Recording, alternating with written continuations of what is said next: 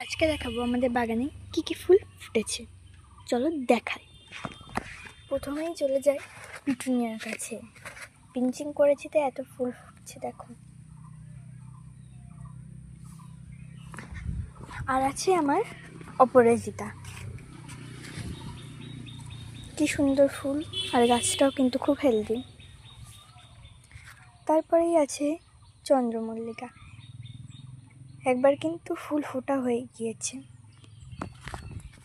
আর আছে এই চন্দ্রমল্লিকাটা, এখনো পুরোপুরিভাবে ফুটেনি।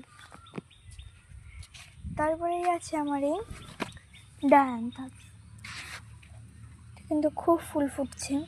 শুকিয়ে যাওয়া ফুলগুলো কিন্তু এরকম করে মাঝখান থেকে কেটে দিতে হবে, কিন্তু এরকম করে কেটে দিলে কিন্তু গাছটাও ঝোপালো হবে। আর তারপরেই আছে এত সুন্দর একটা পিঙ্ক কালারের মিনি রোজ। আচ্ছা, এই কালারের কি মিনি রোজ হয়? এটা আমি তো প্রথমে দেখলাম। তোমরা জানলে কেউ কমেন্ট করো।